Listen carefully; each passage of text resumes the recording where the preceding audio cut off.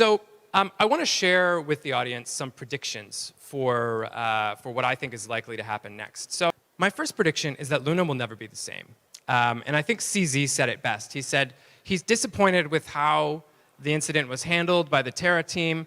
Binance requested the teams to restore the network, burn the extra minted Luna, and recover the UST peg. Remember, this whole thing started with UST, something that was supposed to be worth $1, death spiraling, and no longer being worth $1. That caused a crisis of confidence that, in CZ's words, could have been recovered, but they haven't done anything. And he notes that this is actually in sharp contrast to another project that had problems, Axie Infinity, who were very responsive, proactive, and had a plan.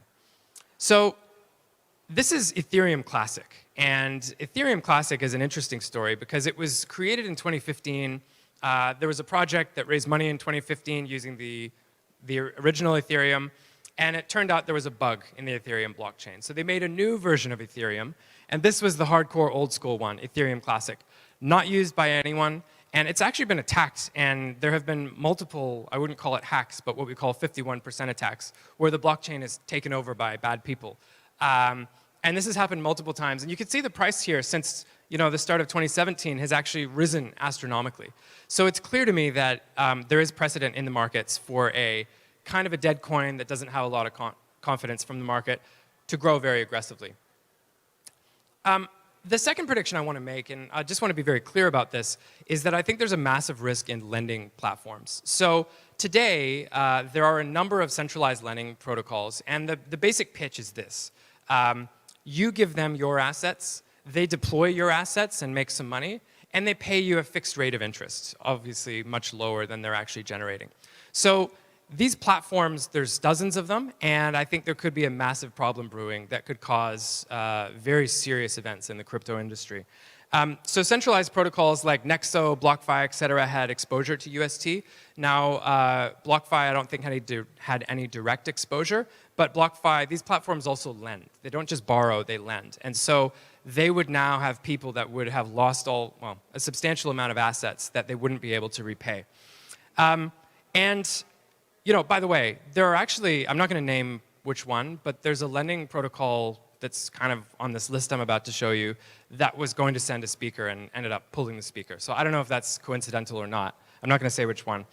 So some of these lending protocols might have had third-party risk, and some of them might have actually gone and taken your money and just bought UST and put it in Anchor, which would mean that they could actually be not having enough liquidity today.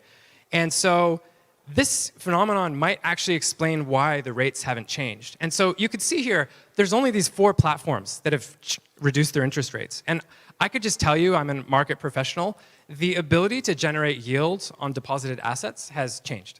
So I can now generate less yield than I could on May 1st or May 2nd.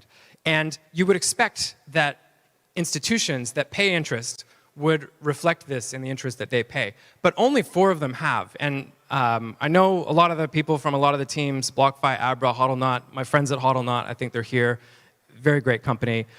They've reduced their rates. That tells me that they're actually not afraid of having withdrawals from the platform. But the others have not changed anything. And that tells me that they're actually afraid of people withdrawing. Now, I don't know if they don't have enough to repay those loans, but it's certainly a feasible possibility. And you can see the yields are different as well. And so the thesis, if some of these platforms are underwater, and just to be very clear, I'm not saying that I think any of these platforms are underwater. I'm just saying there is a risk that they could be. If they are underwater and don't have enough to repay people, then they would, of course, be much happier to take a slow loss over time rather than have a bank run and potentially cost the entire business. So if one of these large lending platforms collapses, I think that would cause a crisis of confidence of 2008 proportions. That could affect USDT. I won't talk a lot about USDT, but there have been people over the years who have been saying that maybe it's not truly backed one-to-one with dollars. I don't know what the case is, but this could be a massive crisis. So prediction number 3. The VC landscape is changing. So RIP good times. Those of us who have been around for a while probably recognize this. So the funding market has drastically changed. And actually, Alpha Impact just got our lead investor for our safe round, so we're okay. But we're hearing a lot from VCs that things have really changed. And everyone assumed that all these VCs had invested in Luna and that Luna was a safe thing to do. All the biggest names in crypto had invested in Luna, Terra Labs, and everyone had this assumption that, well, those guys did the checking, right? This is a quote from a VC earlier this week. "We have time to do the due diligence we didn't do in 2021." So this is just a shift of how the VC landscape is changing. And I talked a little bit about dry powder, the amount of capital that VCs have. So we're now at a record high. Prediction 4, Luna will be like Ethereum Classic. Talked a little bit about this. Prediction 5, the US will regulate stablecoins. It's just a question of when. As I mentioned, the lending protocol could go down. That could cause a systemic risk to the industry. Other governments will regulate stablecoins, and DeFi could temporarily shrink. Prediction 6, the Bitcoin halving in early 2024 will see another bull market. So one thing that I've learned is that what goes down must go up.